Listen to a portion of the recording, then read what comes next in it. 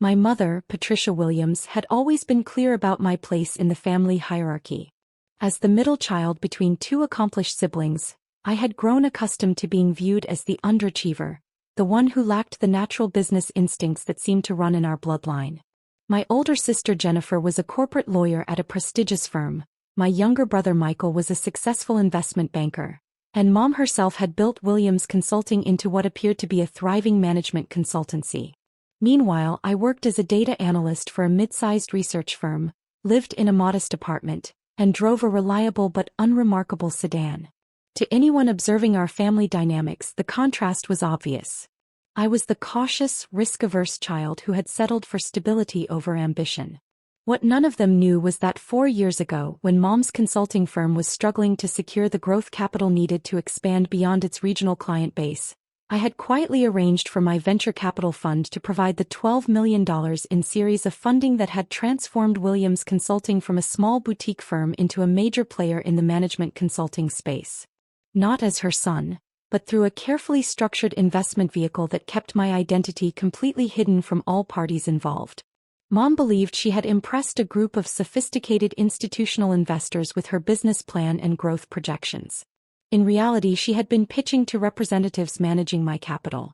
The decision to fund her hadn't been sentimental. Williams Consulting had genuine potential. Mom possessed real expertise in organizational development and change management. Her client retention rates were exceptional, and the market for strategic consulting services was expanding rapidly. The business fundamentals were solid, even if Mom's tendency to micromanage and take credit for her team's insights created some operational challenges. Over the following years, as Williams Consulting continued to grow and required additional funding rounds, I had participated through various investment entities controlled by my venture capital fund. Series B brought another $18 million. Bridge financing added $8 million more. By the current valuation, I controlled approximately 67% of Williams Consulting through a network of investment vehicles, while Mom owned roughly 22% of the company she had founded. The irony wasn't lost on me. Every family gathering where Mom explained the complexities of running a successful consulting firm, she was essentially describing my investment back to me. Every time she criticized my lack of entrepreneurial vision, or inability to think strategically, she was talking to the person whose capital had made her success possible. This particular family dinner was taking place at Mom's house in the upscale suburb where she had moved after Williams Consulting's rapid expansion. The house itself, a sprawling colonial with marble countertops and a 3-car garage, had been purchased with proceeds from the company's growth, which had been funded by my investment. "I've been reviewing our Q3 performance numbers," Mom announced as we sat down to dinner. "Williams Consulting exceeded revenue projections by 18%, and we're on track for our best year ever." "That's incredible, Mom," Jennifer said. "You've really built something special." "It's all about understanding market dynamics and having the strategic vision to capitalize on opportunities," Mom continued. "Most people in the consulting space are reactive rather than proactive. They wait for clients to come to them instead of identifying emerging needs and developing solutions."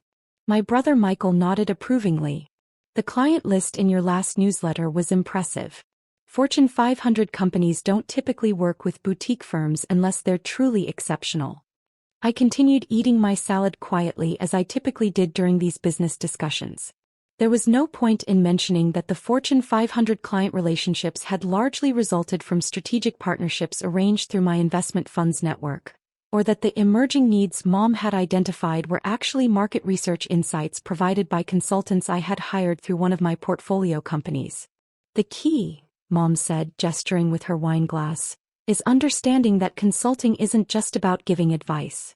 It's about becoming a trusted strategic partner who can guide organizations through complex transformations." "You've always had great instincts for that kind of work," Jennifer added. "Even when we were kids, you could see solutions that other people missed." "Exactly," Mom agreed. "Business intuition isn't something you can learn from textbooks. You either have the natural ability to read markets and anticipate client needs, or you don't." I nodded politely and took another bite of my dinner. Mom's business intuition was indeed impressive, though it had been significantly enhanced by the comprehensive market analysis reports and strategic planning documents provided by my investment funds advisory team. The solutions she was famous for developing often originated from detailed research conducted by specialists I had retained specifically to support Williams Consulting's growth. Speaking of natural ability, Mom continued, turning her attention to me, I keep telling people that success in business requires a specific type of mindset.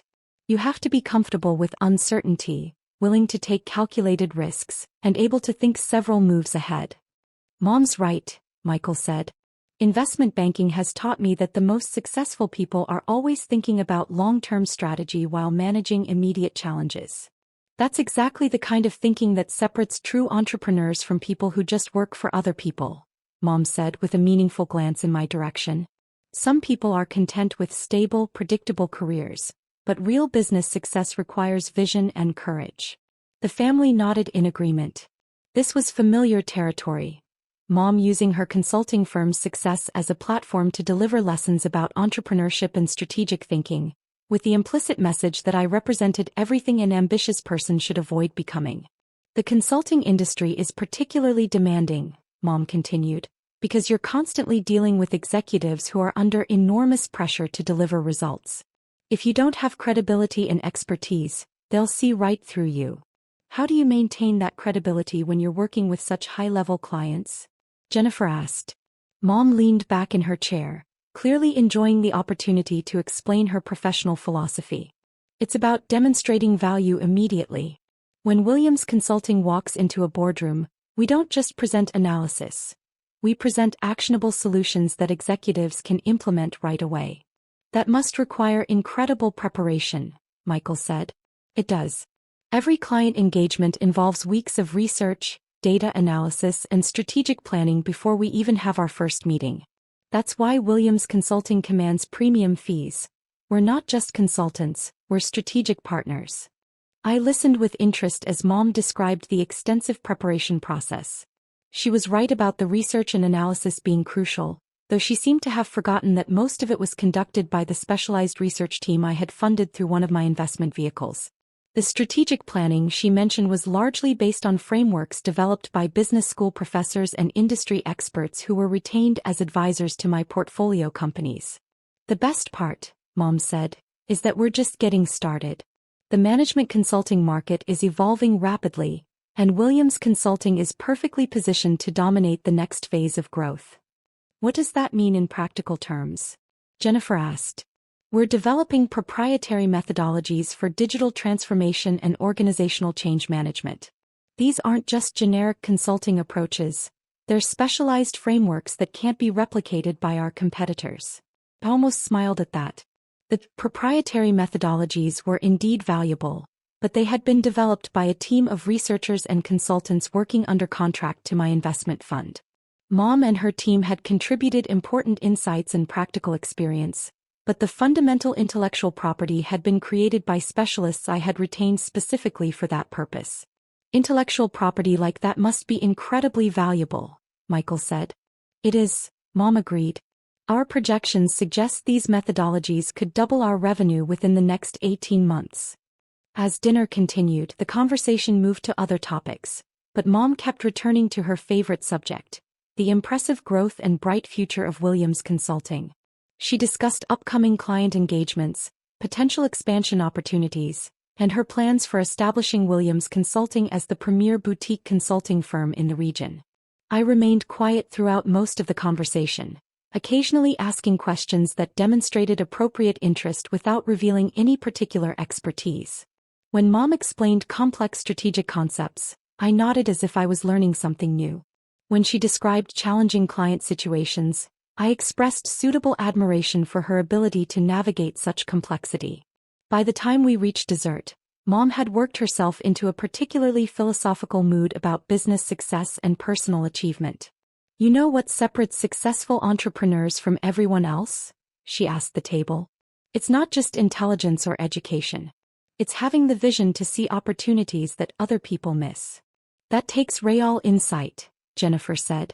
It does, Mom agreed. When I started Williams Consulting 8 years ago, Plenty of people told me the consulting market was oversaturated or that I didn't have enough experience to compete with established firms. But I believed in my vision and I was willing to stake everything on it. I took a small bite of chocolate cake and nodded appreciatively. Mom's version of history was always interesting to hear. In her telling, the early days of Williams Consulting had been a heroic struggle against skeptical critics and market headwinds. The reality had been more straightforward. She had presented a competent business plan to my investment team, who had quickly recognized its potential and provided the funding needed for rapid expansion. The most rewarding part, Mom continued, is that Williams Consulting's success proves that you can build something meaningful if you're willing to work hard and think strategically. What advice would you give to someone who wants to start their own business? Michael asked. Mom considered the question carefully. First, you need to have genuine expertise in whatever field you're entering. Second, you need to understand your market better than your competitors do. And third, you need the courage to make decisions when you don't have complete information. Those sound like the qualities that made Williams Consulting successful, Jennifer said. Exactly. But here's the thing, not everyone has those qualities.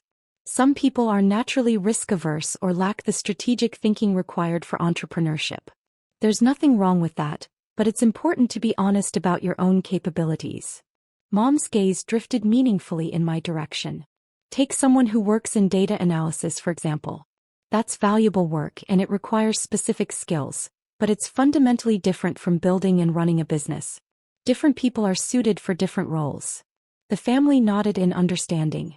They had all heard Mom's views on this subject before. That I was well suited for analytical work but lacked the vision and risk tolerance required for true business leadership.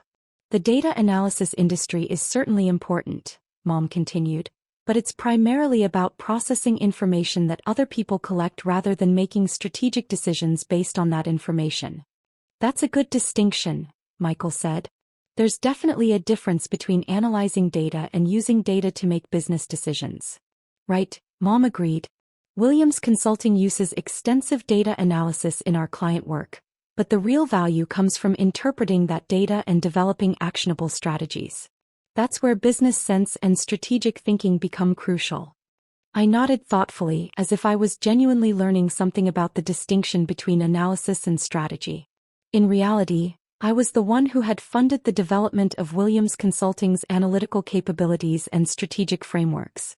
The data processing systems Mom relied on had been designed and implemented by specialists working under contract to my investment fund. I've been thinking, Mom said, shifting her focus more directly to me, maybe it's time you considered expanding your skill set. Data analysis is a good foundation, but you're 31 now. At some point you might want to think about developing more business-oriented capabilities. What do you mean? I asked. Well, you could consider an MBA program or maybe some professional development courses in strategic planning or project management. Williams Consulting actually offers some training programs that might be relevant. The family seemed pleased with this suggestion. Mom was offering to help her son develop more marketable skills and potentially advance beyond his current analytical role. The training programs are designed for mid-level managers who want to develop strategic thinking capabilities, Mom explained. They're not cheap, but they could be a good investment in your future. That's generous of you to offer, I said. Obviously, you'd need to demonstrate real commitment and show that you're serious about developing business skills. I can't just hand you opportunities because you're my son. But if you're willing to put in the work, there could be pathways for professional growth. The family was clearly encouraged by this development. Mom was extending a lifeline to her son who had settled for a stable but unremarkable career, offering him the chance to learn from her entrepreneurial success. The business development field is particularly interesting right now, Mom continued. Companies are investing heavily in strategic planning and organizational transformation. If you could develop expertise in those areas, there would definitely be career opportunities available. I appreciate the suggestion, I said. Just remember, Mom added, transitioning from pure analysis to strategic consulting requires a completely different mindset. You can't just process data.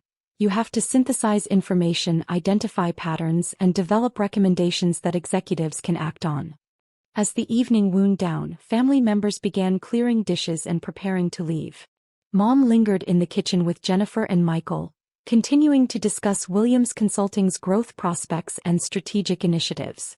"I'm really proud of what you've built," Jennifer was saying. "Starting a consulting firm from scratch and growing it to this level is incredibly impressive." "Thank you," Mom replied.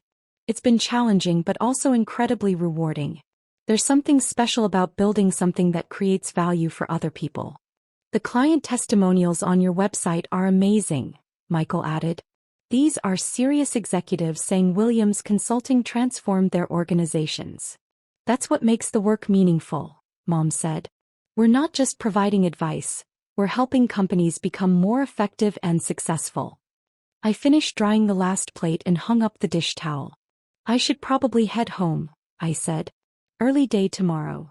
"Of course," Mom said. "Think about what we discussed tonight. The training program offer is genuine. I really think it could help you develop some valuable business skills." "I'll definitely consider it," I replied. "Don't just consider it," Mom said firmly. "You lack business sense completely. That's why you'll never amount to anything unless you make some serious changes. The analytical mindset is fine for support roles, but real success requires strategic thinking and leadership capabilities." The family nodded in agreement. They had all witnessed Mom's transformation from a small-town consultant to the founder of a thriving firm, and they understood that she was offering to share her expertise with a family member who clearly needed guidance. "You're right," I said simply. As I drove home that night, I reflected on the conversation. Mom had been particularly condescending this time, more explicit than usual about my professional limitations and more insistent on her own superior business acumen. The family had been more supportive of her perspective than typical, nodding along as she explained why my career represented everything she had risen above. It was time for that dynamic to change. Friday morning, I called my venture capital fund from my home office. "Good morning, this is regarding Williams Consulting," I said when my managing partner answered. "I need to initiate an immediate capital withdrawal." "Of course," she replied. "What's the timeline you're looking at?" "I want all funding pulled from Williams Consulting within 72 hours, I said. "Complete liquidation of our position." "That's quite aggressive," she said carefully. "Is there a specific issue with the company's performance?" I thought about Mom's performance over the past 2 years. While Williams Consulting had continued to grow, there had been some concerning developments.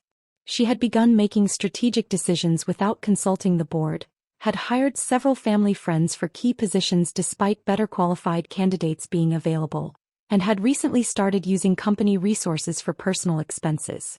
More fundamentally, her attitude toward the team and stakeholders had become increasingly problematic.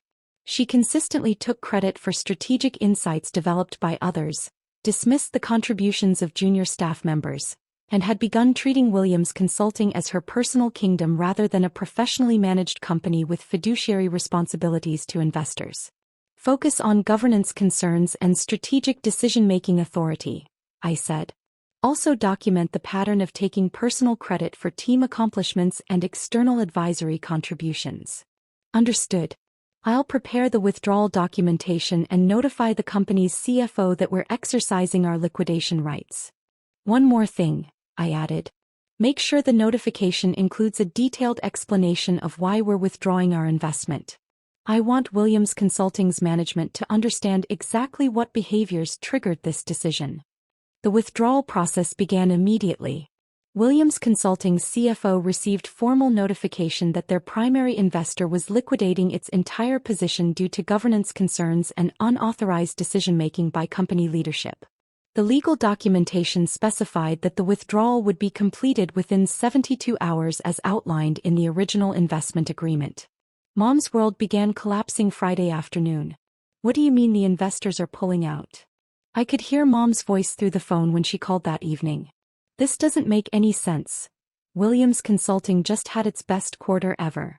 "I don't really understand the details," I said. "What exactly did they tell you?" "Something about governance violations and unauthorized strategic decisions. It's completely ridiculous.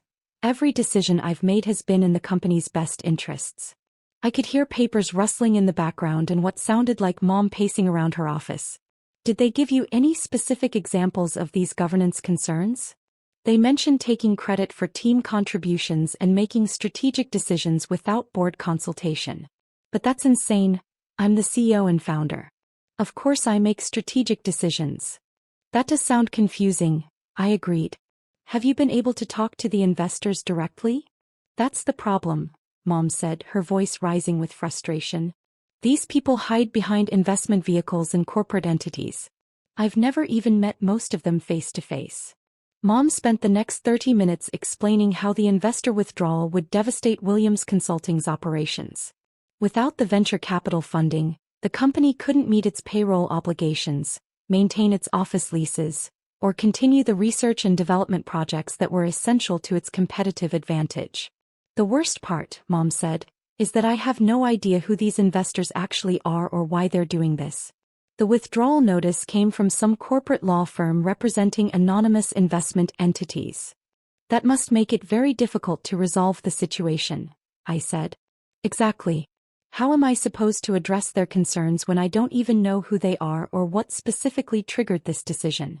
By Saturday morning, the implications of the investor withdrawal had become clear. Williams Consulting had 72 hours to find alternative funding or begin shutting down operations. Mom spent the weekend frantically calling potential investors, but no one was willing to provide bridge financing on such short notice. The company's CFO resigned Saturday afternoon, followed by the head of business development on Sunday morning. Several key clients received word of the funding crisis and began discussing contract cancellations with their legal teams. Mom called me Sunday evening, sounding completely defeated. My lawyer says the investors had the legal right to withdraw their funding, she said. Apparently, the original agreements included liquidation clauses that I didn't fully understand. I'm sorry to hear that, I said. Williams Consulting is going to have to file for bankruptcy, Mom continued. 8 years of work, and it's all disappearing because of some anonymous investors who decided they didn't like my management style. That's devastating, I said. The thing is, I still don't understand what I did wrong. The company was profitable, growing rapidly, and had excellent client relationships. How does that justify destroying everything I built? Mom's voice carried genuine bewilderment and pain. Despite her flaws, she had worked incredibly hard to build Williams Consulting, and losing the company was a devastating personal and professional blow. What are you going to do now? I asked. I don't know, Mom replied. My lawyer is reviewing whether we have grounds for a lawsuit against the investors, but the withdrawal appears to be completely legal. Over the following days, news of Williams Consulting's collapse spread throughout our family network. The response was shock and confusion.